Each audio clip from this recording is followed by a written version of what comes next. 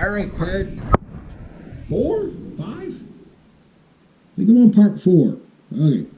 Anyway, so what I was saying in the last video, we're in the early 90s. Women are still acting like women. Women still want babies. They still want family, whatever. They're going out. They're working. They party, but they, you know, like most in the 90s, most of my female friends, they would get drunk once in a while. You know what I mean? But they weren't drunk 3 nights out of the week kind of thing. Like it was kind of like once, twice a month.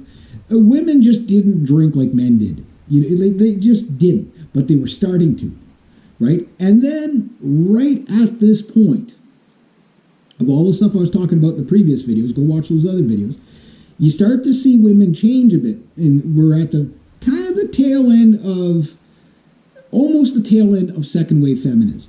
And the you go girl, girl boss thing starts to take place. So you got, pop culture wise, you got like Friends, which is a really good representation, you know, in a comedic way, of course. But it's a good representation how Gen X, you know, coming of age, or not coming of age, well, I guess you could say that, you know, like young 20-somethings and whatever, Gen Xers, how we kind of navigated, you know, relationships and stuff. It was kind of, yeah, it was more dramatic, whatever. But the casualness of, like, it wasn't, what you call it? It wasn't Little Waltons or Little House on the Prairie kind of stuff.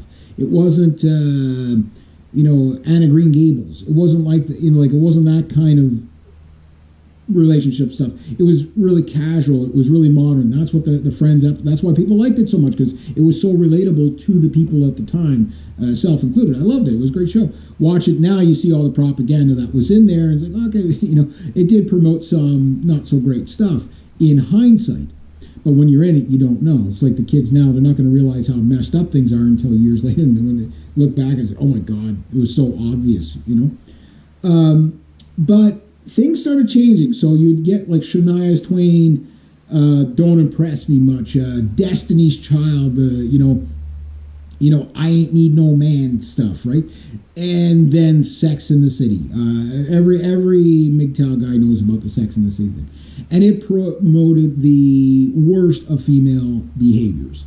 And if the woman was a little girl born in 1990, and this is what she's grown up with for the past 34 years, okay, culturally, can you not understand why the women now have the what they think is culturally acceptable? Can you not see where the modernity has brought them? Like, they grew up as this is normal, right? They grew up that, no, you can just sleep with men, sex doesn't mean anything, and it absolutely does. Whether they want to agree with it or not is not the issue. It has consequences, you know. Usually little pitter-patters and little feet kind of consequences, but it also has other consequences. And the stats show, you know, that the more partners a female has, and to a good degree men as well, after 5 partners, either men or female, it becomes harder to create attachments, right? The more men a woman goes through, the more they're likely to go through, right? Because they can't pair bond. Like at a certain point, you just can't pair bond. Where if you go back to the boomers, many guys, the girl they asked out to the prom was the woman they married, and that was the first woman they ever asked out. You know, I mean, there's a lot of that. Like, that's how far we've come. You know, you go back to the Victorian era, where a woman would drop her handkerchief, you know, carrying a little umbrella. Oh, I like that guy. Drop the handkerchief. Oh, thank you, sir, for bringing it. What's your name? Oh, what, you know, and they get married. You know, they court, and people don't even know what the word courting means. But the guy would go get permission from the father. Hey, can I court your daughter? And the father would be like, well, what do you do for a living, sir? You know, I'm a patent designer. Oh, you're one of those guys, are you? Another one of those patent designers. Yeah, I'm an inventor. Oh, another one. What's your name, boy? What's your name? Alexander Graham Bell. All right, you got no future. You know, can't have my daughter. You know, but you know what I mean. You get what you get the idea. So obviously in the 90s it wasn't like that. It's like go out. The guys were still asking the girls out, not the other way around. You had movies like 10 Things I Hate About You. I remember, and I've always had more female friends than male friends. And this is how, like, you know, like I was always like, I remember watching, I'll mention two movies. American Pie. So I'm sitting there with about 20 other people, men, boys, well, you know, 20-year-old men and women, right? We're all sitting there, we're laughing at this movie. And of course, I'm laughing at this guy named Stifler. He's just like, he's so self-aware. He's such an asshole and everything like that. And I'm laughing at him. And after the movie was done, and they were everybody was laughing at it. It's like, oh, my favorite character was the Stifler guy. Can you imagine being like that guy? He's like so self-unaware. And all 20 people went silent. And like, it was just like, you fuckers. Oh, you fuckers. And everybody just roared out, because they knew it was me, right? I was him. Like, oh, shit. You know, it's like, what a moment of life that was. It's like, nah, don't, you know, tell me how you really think, you know what I mean? But anyway, that movie, and then, of course, all my female friends, Reg, you gotta come with us. You gotta come with us. We're going to see a movie. I said, well, what's the movie? I said, it's called 10 Things I Hate About You. Oh, is it like a Fight Club kind of movie? You know, it's like, oh, this is going to be good, right? I go, and if you've seen it, it's with Heath Ledger, and I can't remember the girl's name. And I'm like, okay, it's a silly romantic comedy, but I'm just like, when I left the movie theater, it's like, okay, it was cute, whatever. And one of my friends, she asked me, she goes, Reg, what do you think of the movie? Wasn't that such a great movie? I'm like, oh, but it's so unrealistic, though. I said, if a guy did that, he'd be like, he would have charges pressed against him. He would have, like, freaking a restraining order. You couldn't do that. And they're like, well, how would you know? Because I've tried that shit. It doesn't work. You get in trouble when you do that, right? Maybe not to that extent, but, you know, well, I don't know, maybe I did. You know, it's like, whatever.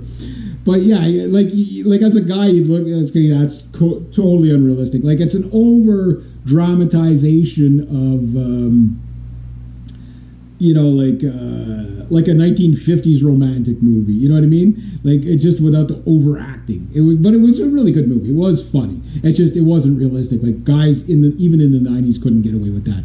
Like, if you were trying that hard, you would definitely end up arrested. You know, for harassment or something. But, you know, like, okay, the playfulness of the movie, but in reality, it would never work out that way, right? So there is, reality. People knew the difference between reality and stuff like that. But anyway, but it's still, the women had a romantic streak still, you know, to a degree. It's just, you know, like that would work against a woman that was already into you. You know what I mean? But that was, you know, like the movies like that were fun and whatever. But then, like, you started seeing all these girl power things, right? And they were very anti-male. And it wasn't until about near I'd say 1996 on, that I started to notice the attitude of women was a lot more crustier.